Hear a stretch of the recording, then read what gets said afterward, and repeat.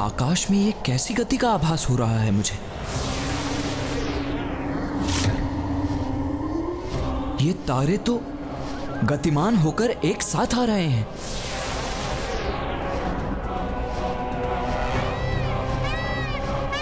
अर्थात हम पर पुनः संकट छाने वाला है कुमार कार्तिकेय। नहीं देवराज, अब जो होगा वो उचित ही होगा। किंतु कुमार कार्तिकेय, ये हो क्या रहा है? वही जो हम चाहते हैं वायुदेव। ये निर्जीव तारे गतिमान होकर एक साथ आ रहे हैं और निर्जीव वस्तुओं को गतिमान करने, उन्हें अपने अस्त्र शस्त्र और सैनिकों में परिवर्तित करने में तो केवल एक ही असुर सक्षम है, धूम्रलोचन। अवश्य वही हमारा पीछा कर हम पर आक्रमण की तैयारी कर रहा है।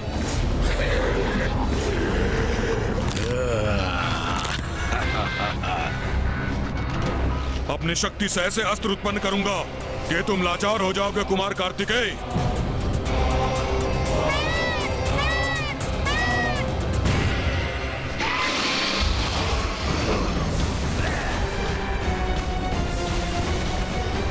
देवगण बाएं!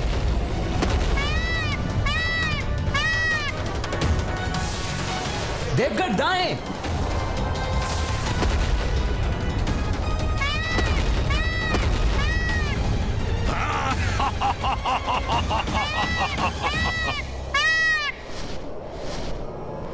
अरे, ये महादेव पुत्र कहां चला गया? उसे पकड़ने के लिए अपनी गति बढ़ानी होगी मुझे।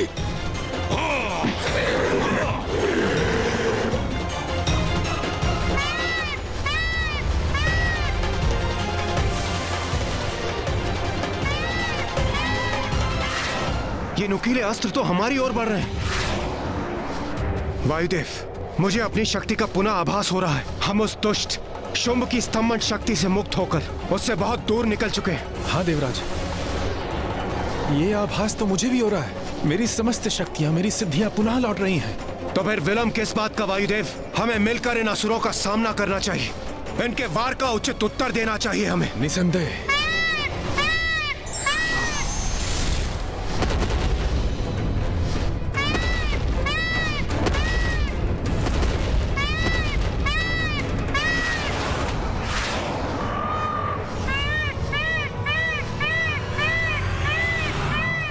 तुम कुछ भी कर लो इंद्रदेव, किंतु मेरी शक्तियों का तोड़ नहीं है तुम्हारे पास। कुमार कार्तिकेय, हमें धूम्रलोचन के वार का प्रत्युत्तर देना चाहिए। अब मैं और वायुदेव उसका सामना करने में सक्षम हैं। नहीं देवराज, आप अभी ऐसा कुछ नहीं करेंगे।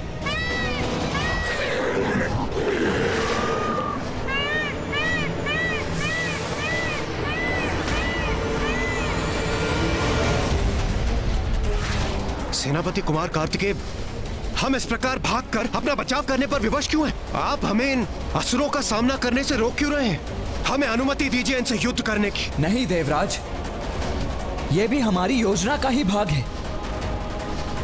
अभी हम कुछ भी नहीं करेंगे। अभी हमें एक नियत स्थान पर पहुंचना है, बस।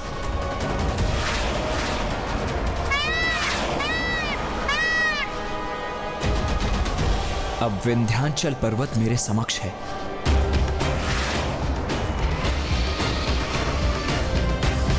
मेरे अस्त्र शस्त्र सब व्यर्थ हो रहे हैं। इनका पीछा करने में इतना समय नहीं गंवा सकता मैं। प्रतीत होता है मुझे स्वयं इनके निकट जाकर कुछ करना होगा। हाँ। चलो, तीव्र करो गति।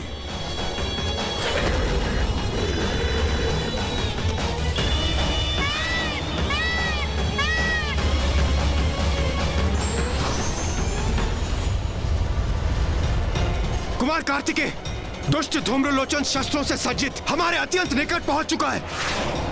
तो आप योजना का स्मरण रखिए इंद्रदेव। जब मैं कहूं तभी अदृश्य हो जाइए आप, और किसी भी प्रश्न के उत्तर का समय नहीं है अभी। और हां, पीछे मुड़कर मत देखिएगा, बस अंतर्ध्यान हो जाइए। अरे इतनी गति से कहां भागे जा रहे हो कुमार कार्तिकेय? वहां राजसभा में तो बड़े बोल निकल रहे थे तुम्हारे मुख से, अब क्या हुआ?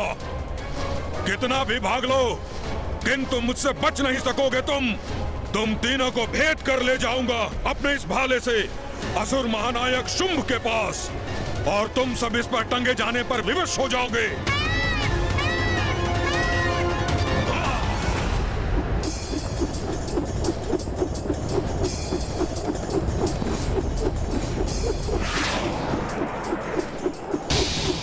कुमार कार्तिकेय, धूम्रलोचन ने भाले से प्रहार किया है हम पर, जो बहुत तीव्र गति से हमारी ओर बढ़ रहा है।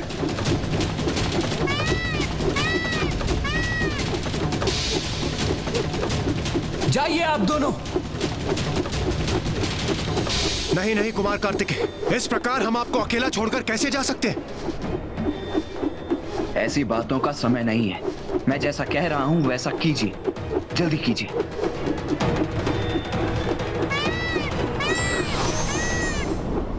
अरे ये दोनों कहां लुप्त हो गए?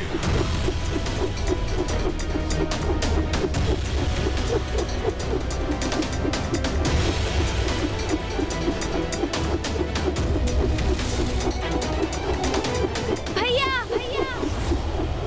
गणेश!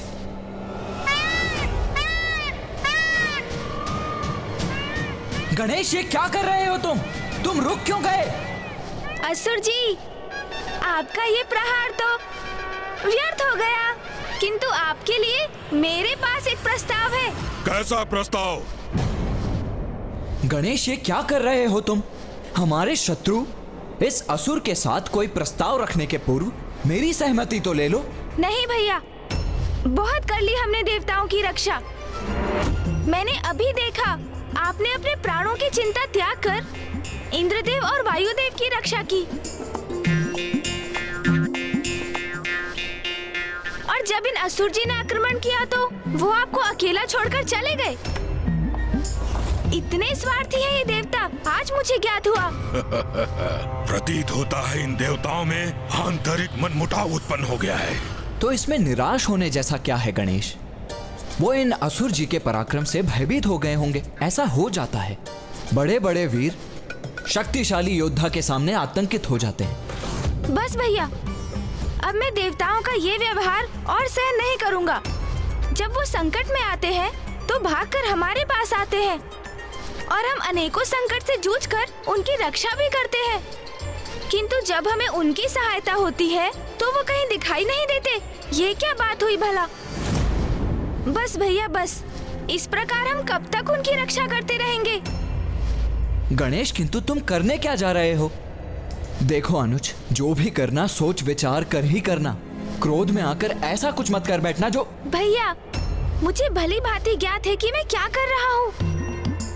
मैं अपनी और आपकी सुरक्षा सुनिश्चित कर रहा हूँ।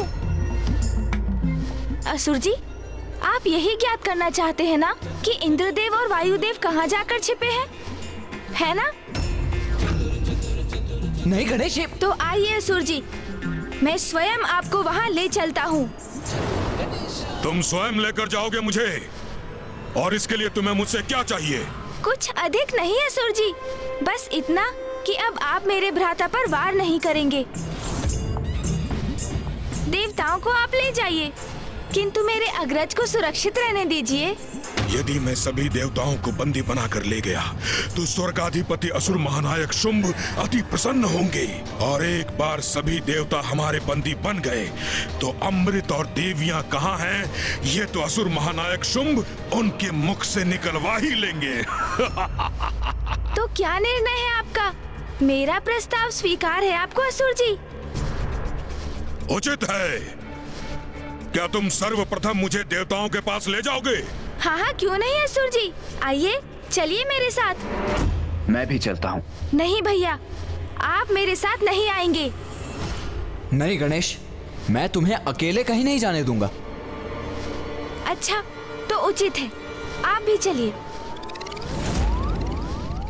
किंतु आप मुझे कुछ भी करने से रोकेंगे नहीं भैया, क्योंकि मैं अपने निर्णय पर अटल हूँ। मैं तो अब इन असुर जी को इनके गंतव्य तक पहुँचा कर ही रहूंगा।